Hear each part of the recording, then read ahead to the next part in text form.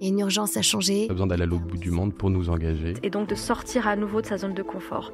Il me semblait qu'il y avait quelque chose d'injuste. C'est un métier qui demande du temps. De l'empathie, c'est dur. C'est dur, mais c'est tellement gratifiant de faire des... À la fois c'est génial et à la fois ça nous terrifie. S'engager, c'est prendre ses responsabilités. Et puis il y avait l'idée aussi de montrer un exemple.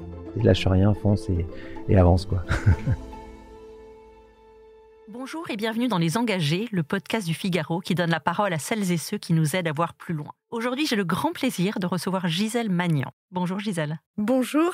Gisèle, vous êtes pianiste. Vous avez fondé il y a une quinzaine d'années les concerts de poche. Apporter la musique à ceux et à celles qui n'en ont pas accès.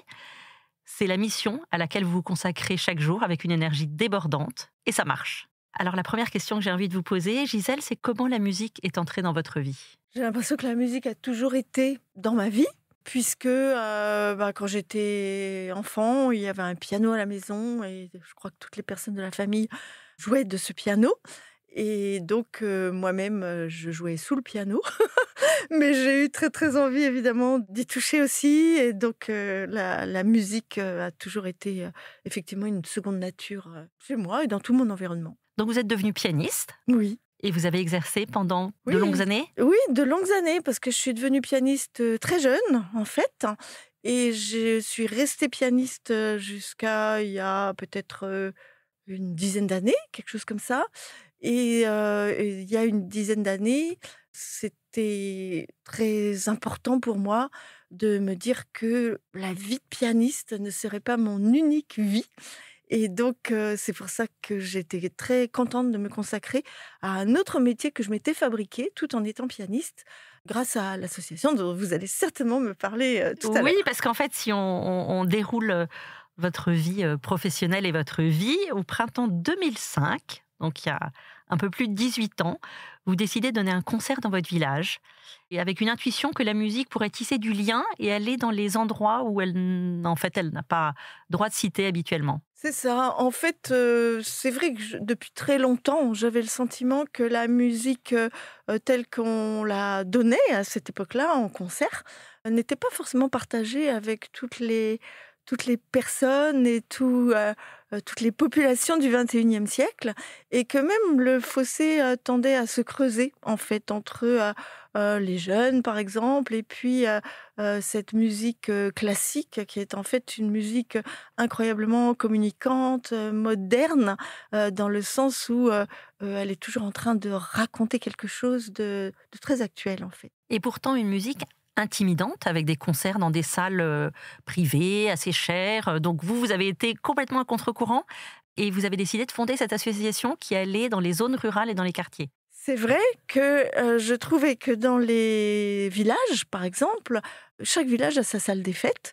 C'est très souvent un très joli équipement, même très rudimentaire, mais c'est un endroit qui sonne bien. C'est souvent une vieille ferme, par exemple, un lieu relativement haut de plafond, avec des jolies poutres bien campagnardes, qui permettent à la musique de sonner merveilleusement bien. Et c'est en plus des lieux où les habitants partagent la galette des rois, viennent se marier, font la fête, etc.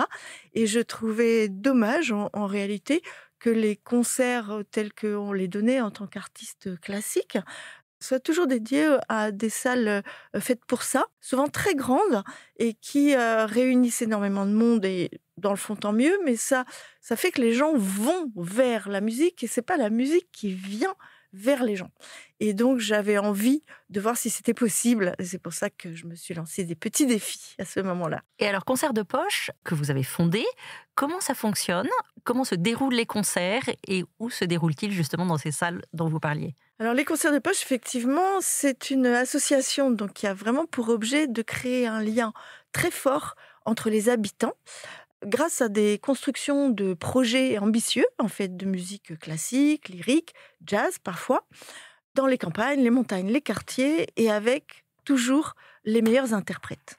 Et donc, les concerts de poche, ça s'appuie sur un double dispositif d'ateliers et de concerts complètement indissociables, itinérants également, et qui permet aux habitants les plus néophytes et les plus éloignés de ce type de musique, d'en faire l'expérience, de la créer, de l'aimer, de la comprendre finalement, grâce à des ateliers qui se terminent en général par un concert qui est donné par de merveilleux musiciens, mais qui partagent très souvent la scène avec ses habitants en première partie de concert pour créer des liens vraiment forts, indélébiles, non seulement entre les habitants, mais aussi entre les artistes et ces publics-là, et de manière à être vraiment dans une convivialité et en même temps dans une exigence artistique voulue par les œuvres et les musiciens, mais qui inclut finalement les habitants dans un dépassement de soi-même très très exaltant, très amusant souvent, et qui fait qu'ils en redemandent, on a envie de recommencer,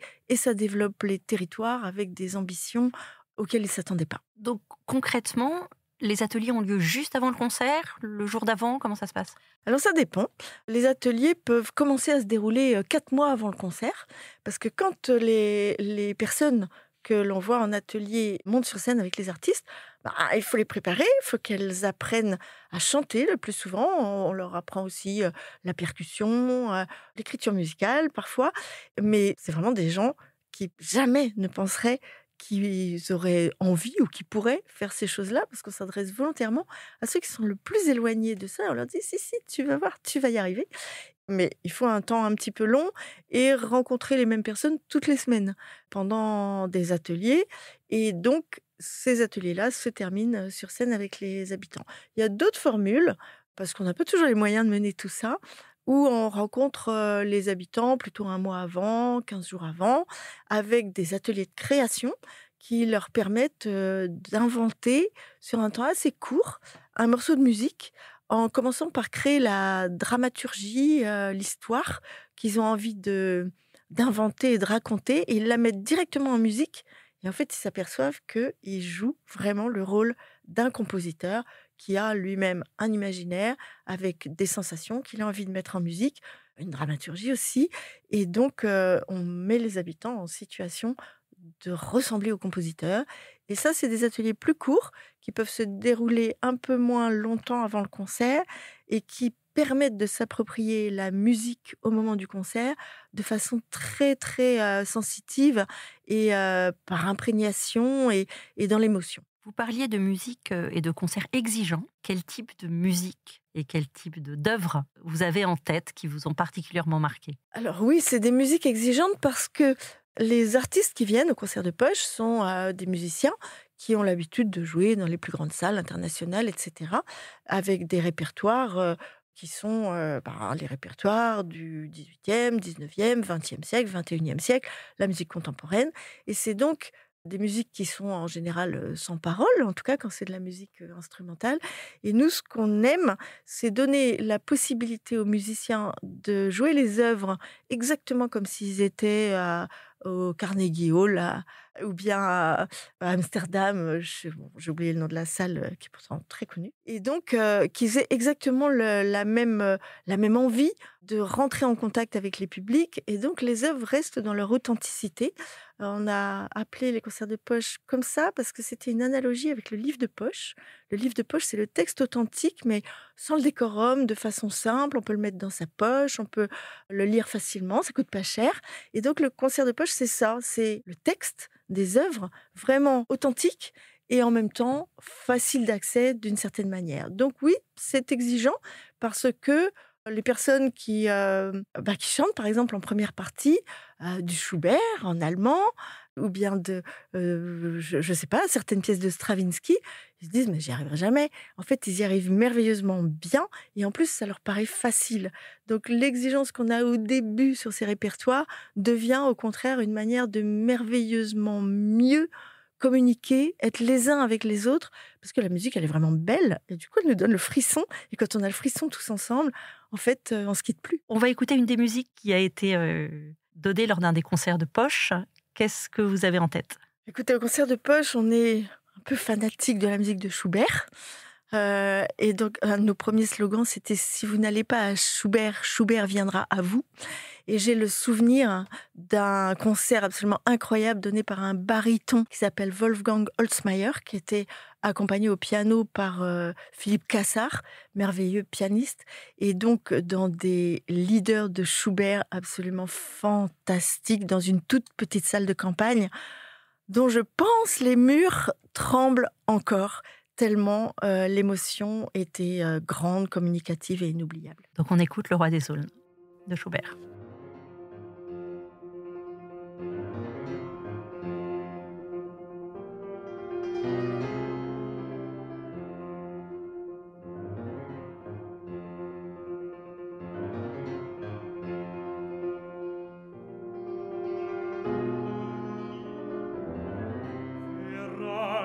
Zu spät durch Nacht und Wind.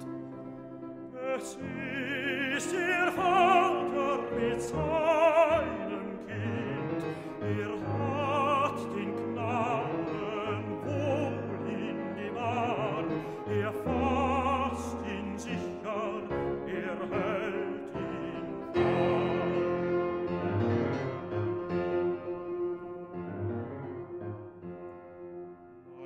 La musique adoucit les mœurs et rapproche. Quels sont les effets que vous ressentez pendant les concerts, après les concerts, sur des populations qui en sont éloignées? Je pense à des populations aussi en tension dans les quartiers. Vous parliez de familles entières qui venaient au concert. Qu'est-ce que vous ressentez? La musique, cette musique-là dégage évidemment lorsqu'elle est donnée avec passion, avec une envie de se dépasser en fait. Immédiatement, il y a un frisson qui se dégage, une émotion. Et quand on est tous ensemble en train de ressentir cette émotion, parce que l'émotion, elle vient vraiment de la musique, elle vient pas du fait qu'on aime bien la musique et du coup on est ému par la musique, ou parce qu'on connaît la musique, alors du coup on va se sentir plus ému, plus en capacité d'avoir des émotions grâce à la musique. Non, la musique, elle agit directement sur l'émotion presque épidermique qu'on peut ressentir quand on est un être humain et qu'on est fatalement sensible en tant qu'être humain à cette espèce d'harmonie qui nous convient, qui rentre dans les pores de la peau et qui donne un certain sens à la fois de l'équilibre et de l'envie de s'élever. Et on ne peut pas y échapper. L'émotion va être au rendez-vous dès lors que toutes les conditions sont là, évidemment, pour qu'elle puisse se révéler.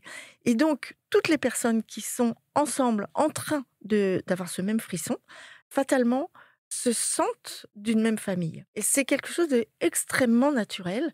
Alors effectivement, oui, je vous parlais de toutes les familles qui sont là, mais qui côtoient d'autres familles avec lesquelles elles ne seraient pas forcément en lien, des gens qui habiteraient pas forcément ensemble ou qui ne sont pas de la même génération, ou bien nous, notre credo, c'est d'arriver à rassembler vraiment des gens qui sont d'univers complètement différents, qui sont de cultures différentes, de générations totalement différentes, et de faire ensemble que justement la musique, à un moment donné, les réunisse, mais pour leur donner envie de rester ensemble, de continuer ensemble, d'abolir les tensions, justement, dont vous parliez, et ça marche. Et ça marche parce que c'est juste, en fait. Et beau. Et beau. Est-ce que c'est beau parce que c'est juste, ou est-ce que c'est juste parce que c'est beau? Ça va ensemble. Des concerts, vous en avez donné beaucoup. Combien depuis la création de l'association? Beaucoup, hein. Aujourd'hui, on organise à peu près entre 120 et 130 concerts par an, ce qui correspond à 2400 heures d'ateliers annuels aujourd'hui. En tout cas, c'était en 2023.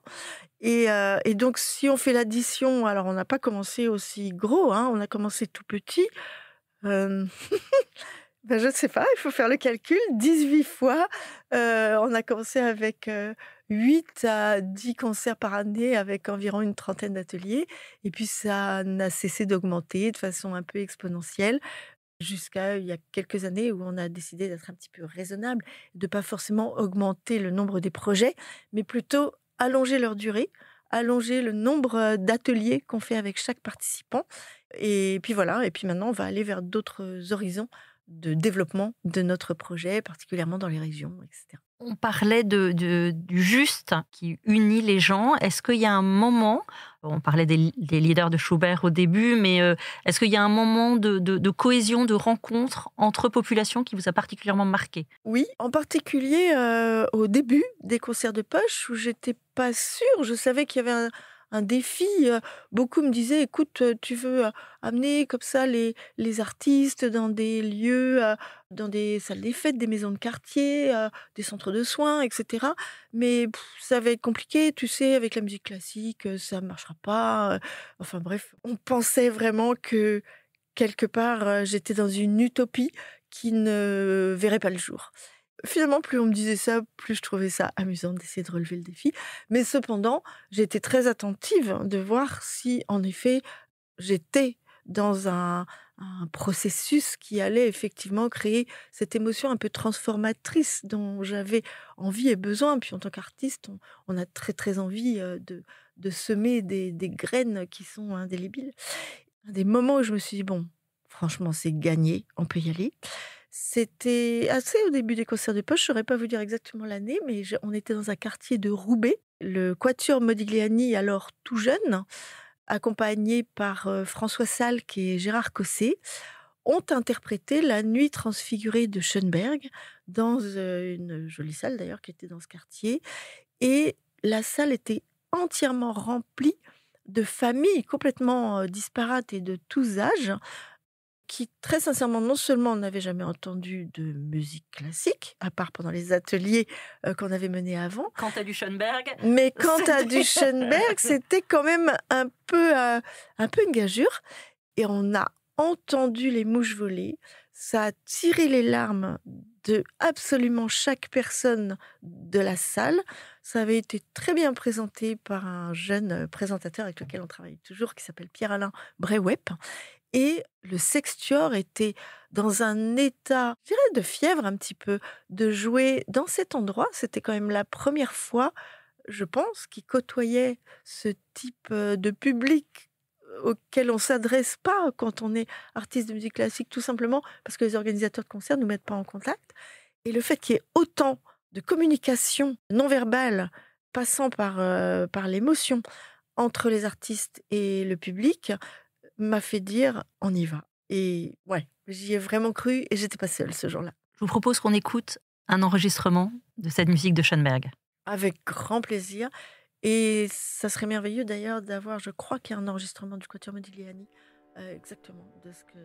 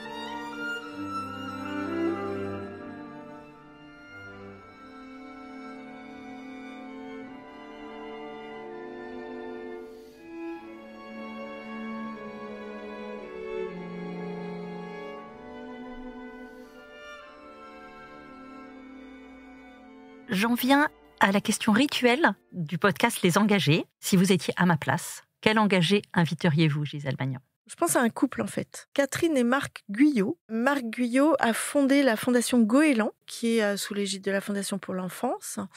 Et la fondation Goéland a pour mission d'aider les jeunes, les lycéens, les jeunes adultes, au tout début de leur vie professionnelle ou dans leur parcours d'études, quand ils sont en difficulté, des jeunes qui viennent de tous horizons et qui ont eux-mêmes un engagement dont on commence à sentir une passion, mais qui, sans cette fondation, n'arriveraient pas à trouver la place, le parcours qui leur convient, tout simplement parce qu'il faut qu'ils puissent être hébergés, qu'ils puissent payer parfois à côté des études ou des études elles-mêmes.